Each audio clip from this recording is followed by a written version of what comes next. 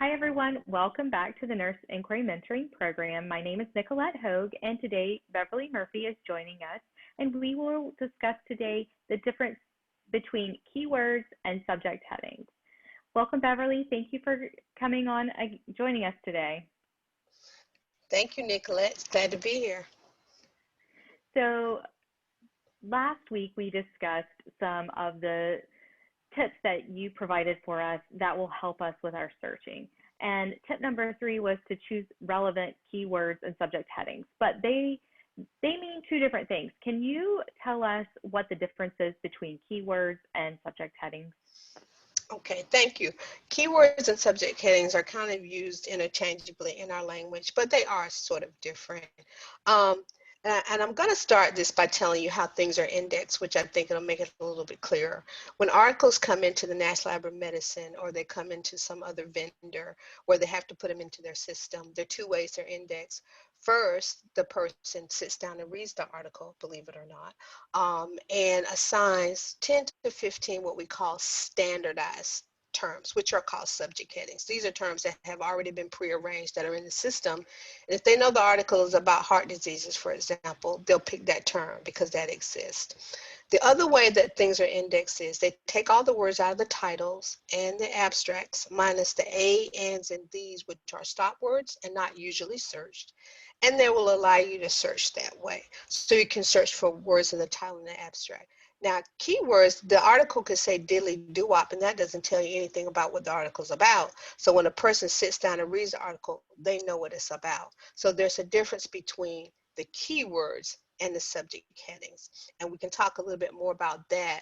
The keywords or subject headings in this case are standardized terms, as I had said before, is something that has already been prearranged. They're terms that these indexers are going to use because they know they're going to exist. And it's also a term that as you start to search and you search a little more, you'll know what these terms are because you'll get used to them and you'll get accustomed to using them. And so let's use as an example, you have to kind of think always, how are you going to use synonyms for things? For example, if you look for the term lung, pulmonary would be a synonym for that. Heart, cardiac would be a synonym for that.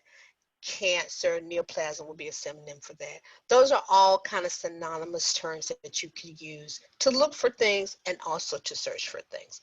So for example, how would you describe these, Nicolette?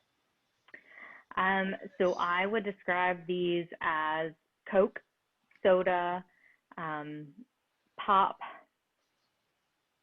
sugary drinks. Um, yep, there you go. All very good, all very good descriptions of these things. And there have been a few others that I probably wouldn't even put on the screen that people have described them. But these are all kind of sort of synonyms that you come up for these three cans of stuff you see on the screen here.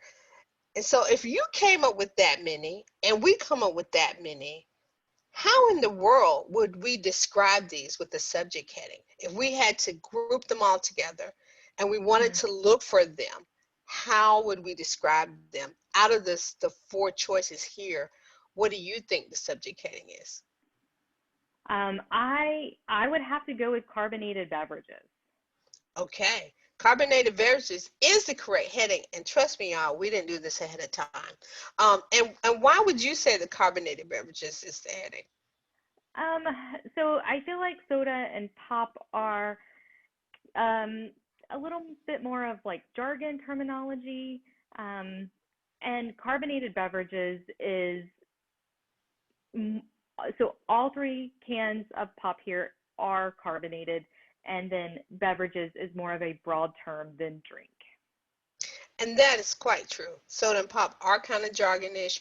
You probably may not expect them to be what we call a standardized heading, but they could be used for words. If you had to come up with every gyration for describing these and didn't want to miss anything at all, you use carbonated beverages, you use soda, you use pop. You might not use not good for you. as they said before. But you would use all of these different types of terms to describe those, and those would be keywords in that particular case. So let's take a particular instance. I'm gonna give you another scenario for you to think about. Let's Okay. say that, and I hope that you all are familiar with the Smurfs because I'm getting ready to use the Smurf character in this scenario. Let's say Papa Smurf comes into the doctor. You happen to be the nurse on duty who is taking, his initial examination. You're talking to him about his problem. You're doing the triaging for Papa Smurf. And Papa Smurf tells you, I've had a problem with my urine being blue.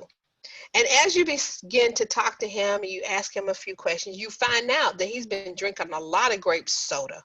And so you think, well, maybe grape soda has something to do with Papa Smurf urine being blue. And I would have to ask you, in that particular case, Nicolette, would carbonated beverages be a good place for you to start searching for that? Oh, well, that's a really good question, Beverly. Um, I I don't feel like you would use carbonated beverages. I feel like you are more concerned about the soda being grape in color instead of it being carbonated. And I would say that you're exactly right because carbonated beverages in this case would not help you with Papa Smurf because Okay. Papa Smurf has said he was drinking grape soda. So you need to look for grape, knee high, purple in color, something that would indicate that sort of blue tinge or purple tinge to the urine. And carbonated beverages would be simply too broad for that because he didn't say he was drinking any soda. He said he was drinking a particular soda. So in that case, you would need to look for the words in the title, in the abstract, if it has an abstract, or grape, knee-high, or any other things that would indicate that this is a purple soda or a grape soda. So that's a good case of those are keywords. This is a standardized subject heading, but in this case, the standardized subject heading won't help you very much. You need the other words. The same thing exists for a term like float pools, which we know is a very standard nursing term. However, if you go into CINAHL and look for float pools, you won't find it because float pools is not the heading. The heading is staffing and scheduling. But if you want staffing and scheduling, that's going to be way too broad to get float pools. That's a particular type of staffing and scheduling. So we need to look for float pool, float pools, float staff, or other terms that would mean the same thing as that. Again, that's the use of words, using keywords or text words or those kind of words versus a standardized heading. So when you're searching, you want to always get into a combination of the two things. What I advise people to do is find the standardized heading, if it's not too broad to use, and then take a keyword that you like and put that also in the title. Because we've found that people don't have good days sometimes, and your word can be in the title, but not indexed to the heading. And another thing is when you're searching PubMed in particular, sometimes they put out articles really new and they don't have time to index them. So if you just rely on indexing, you're going to miss it. So you need to look for those words in the title, in the abstract, or in the author keyword field.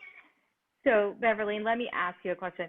If I used carbonated beverages in my searching for the Papa Smurf in the Papa Smurf scenario, and then I also used grape soda, should I use it with the Boolean operator and or? I would not use carbonated beverages at all. I would Okay. just go directly for the grape soda because again, Okay. there would be no need to add it because grape soda is a carbonated beverage.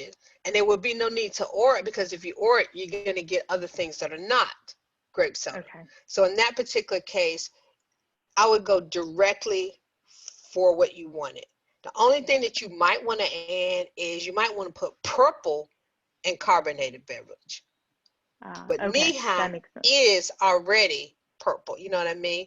Grape, unless you want to put grape with carbonated beverage or soda or something Okay. like that. But other than that, you would kind of stick directly and go directly with what you're looking for. Perfect. Does that make Beverly, sense? thank it does. Absolutely. Yep. Thank you so much. This has been fun and I've learned a lot.